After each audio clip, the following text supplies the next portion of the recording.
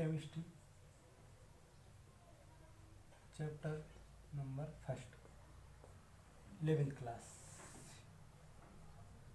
11th। आज 11th class chapter number first में हम रासायनिक संयुग का नियम पढ़ेंगे।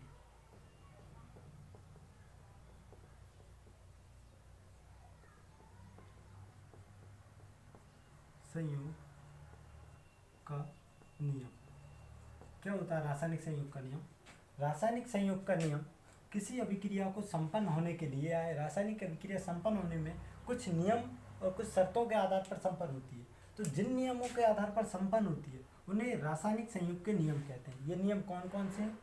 ये नियम है नंबर फर्स्ट पहला नियम देखते हैं कि द्रव्यमान संरक्षण का नियम।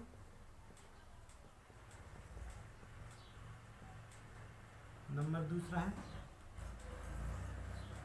स्थिर या निश्चित अनुपात का नियम।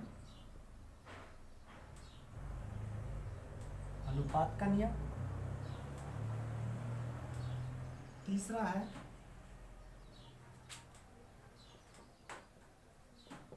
गुणित अनुपात का नियम।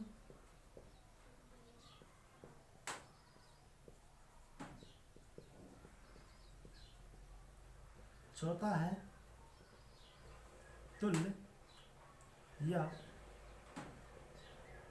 व्युत्क्रम अनुपात का नियम। और पांचवा है गै-लूसा का नियम।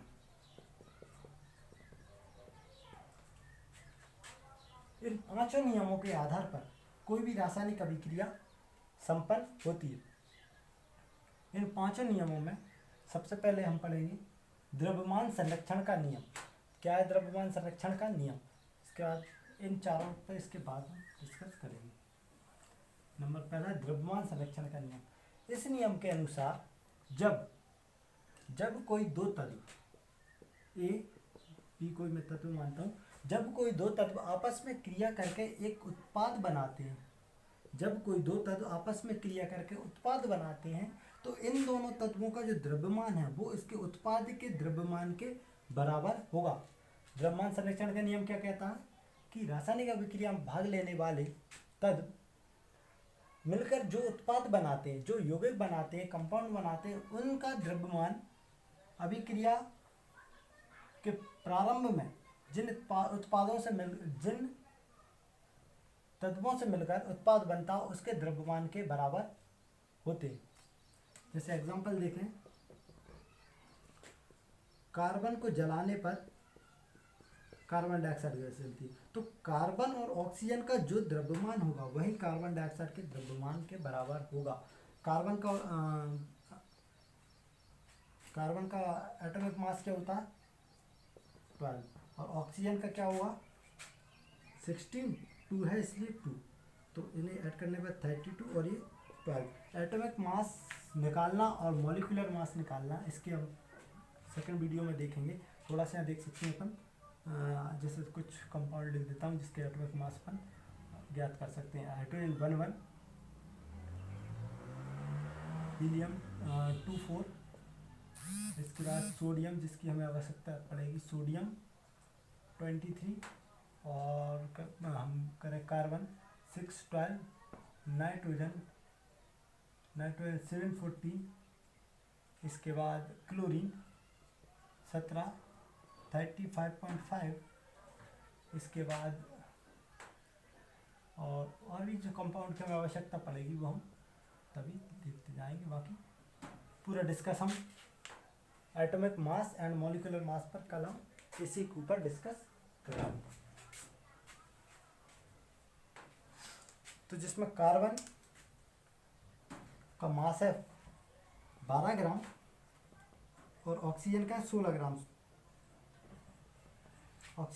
ग्राम, और ये 2 एटम है इसलिए 32। इसी तरीके से यहाँ पर कार्बन 12 +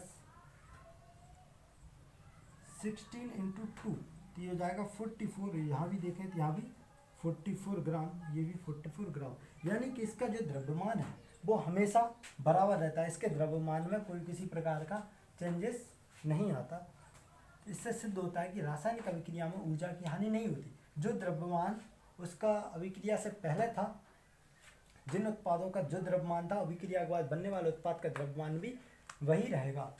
एक लैंडो ने एक एक्सपेरिमेंट किया जिसे लैंडोल एक्सपेरिमेंट कहा जाता, उन्हीं के नाम पर एक एक्सपेरिमेंट। उन्होंने एक एच आकार के ट्यूब में AgNO3 सिल्वर नाइट्रेट और NaCl सोडियम क्लोराइड के आपस में एक ट्यूब में, एच आकार के ट्यूब में रखा। इसे लैंडोल ट्यूब कहा जाता है। इसे लैंडोल ट्यूब इन्हीं के नाम पर लैंडोल ट्यूब कहा जाता है।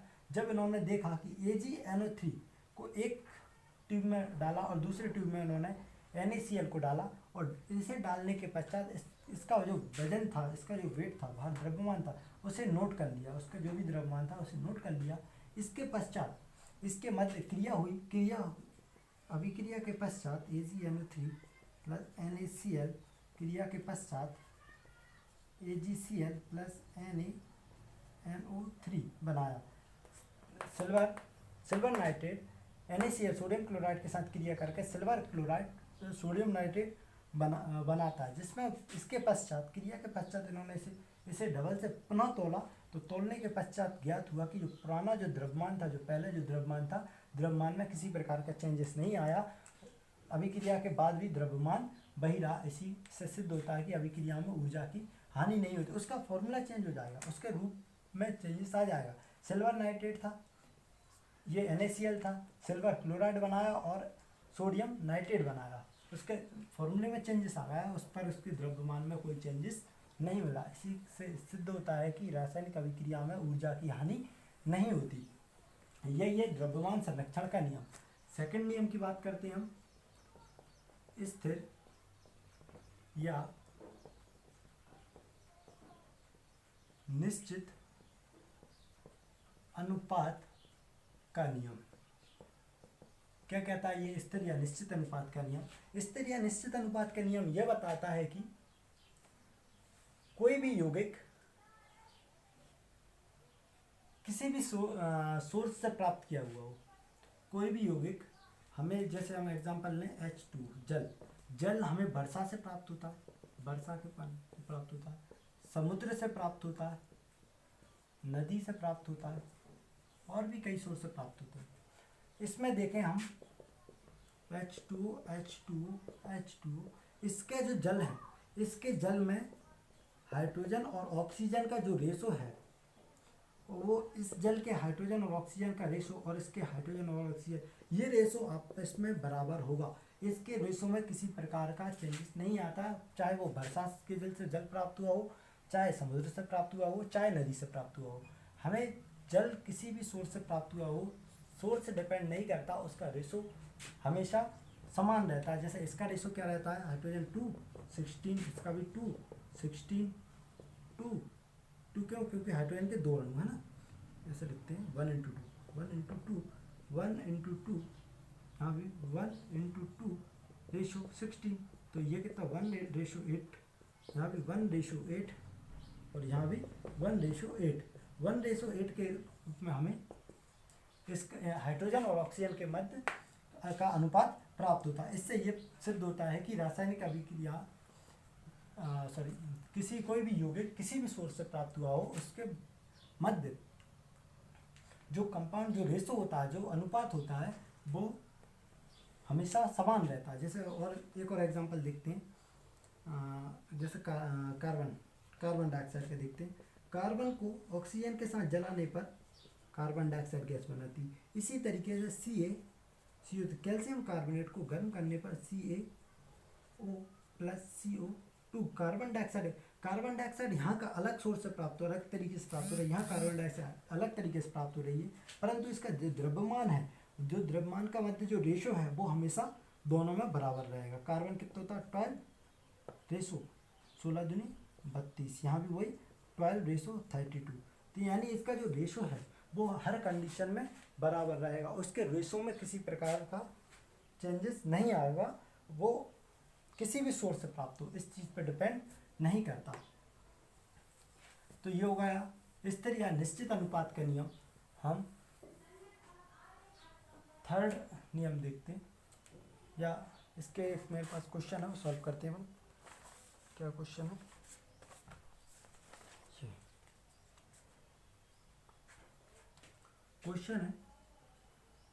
क्वेश्चन है 3.2 ग्राम 3.2 ग्राम सोडियम क्लोराइड यानी NaCl, सोडियम क्लोराइड से 1.94 ग्राम क्लोरीन प्राप्त होता है तथा 5.3 ग्राम NaCl से 3.216 ग्राम क्लोरीन प्राप्त होता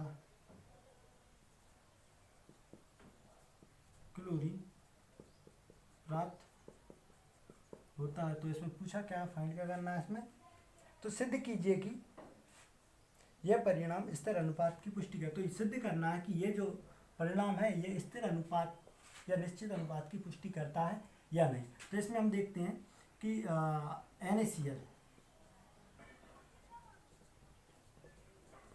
NaCl का द्रव्यमान क्या है?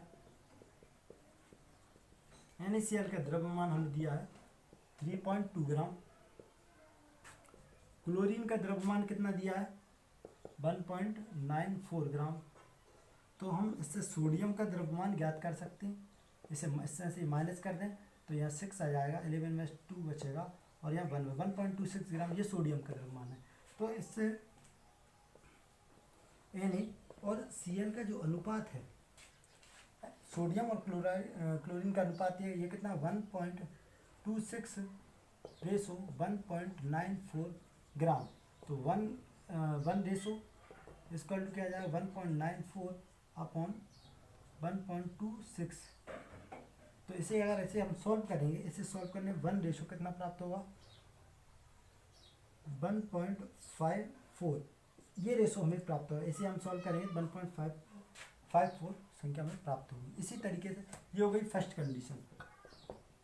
सेकंड कंडीशन, सेकंड स्टेटमेंट क्या दिया 5.3 ग्राम NaCl यहाँ पर NaCl का द्रव्यमान कितना दिया,